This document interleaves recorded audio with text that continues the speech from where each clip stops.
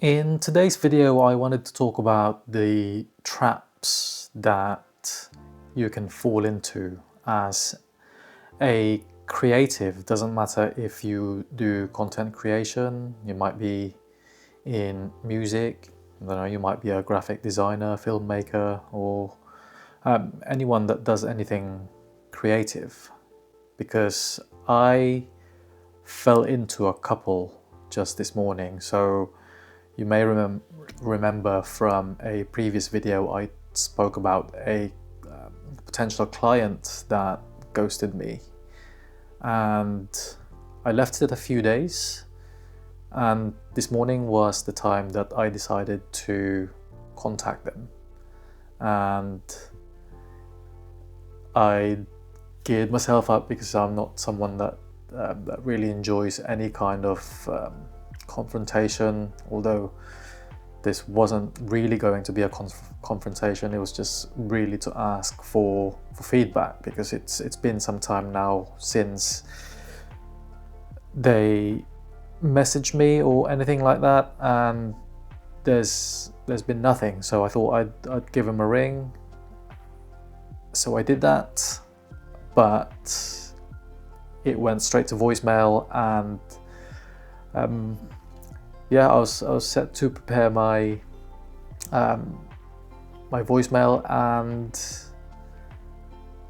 I just froze in the middle of it, and I didn't know how to cancel the voicemail or anything. So they just had a 2-second intro to say, "Hey, this is Philippe," and then about 45 seconds worth of silence, because I froze and did the old overthinking, which I normally do. But anyway, the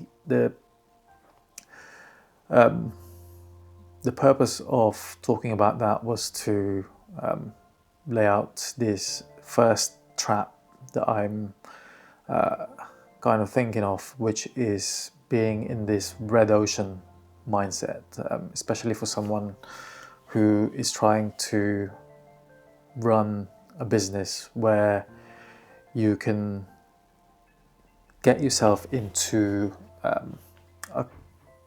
basically work yourself up into a negative spiral. And for me, that led to overthink. And if you don't know what a red ocean mindset is, then that is essentially where you think that resources are, very much finite. So it's basically the opposite of a blue ocean mindset, which focuses more on abundance, where there's basically the old saying of plenty of fish in the sea. So because I thought that this potential client was going to be the catalyst for me, in terms of opening up new connections and everything, I kind of had a pre-rehearsed line as to what I was going to say to them, and then when it went to voicemail, that interrupted my thinking pattern, I guess, and then I bottled it. So I just ended up sending a message, not sending a message, but sending a WhatsApp to say, if you didn't like my video, then could you at least do me the favor of letting me know why, so that I can improve that for any potential clients. And then when that sort of finished, I then fell into my next trap, which is the comparison trap.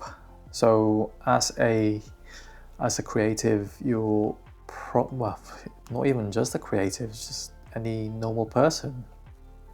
You can tend to fall into a state where you compare yourself with everything or everyone, and for me today, when all that happened, I started to look for different types of inspiration, of different different providers of the service that I want to provide, and I saw this guy who hadn't started that long ago, but all the marketing, all the visuals, everything was slick. The offer, the packages that he was giving, all the videos on their Instagram were amazing. And then I got to a state where I started comparing my basically level 1 to what would be the level 50, and then it goes back then into a spiral of thinking that I'm not good enough, and that kind of stuff. So yeah, it's been a bit of a sort of negative way to spend my morning, but it's been quite nice to air this out loud and just get it out there so that I can forget about it and move on, and just aim to improve again for the next time. And if you manage to make it this far, let me know what kind of traps you've fallen into recently, whether you've had the same kind of issues, because I'd love to hear them. I can't be the only person. I'll see you on the next video. Bye.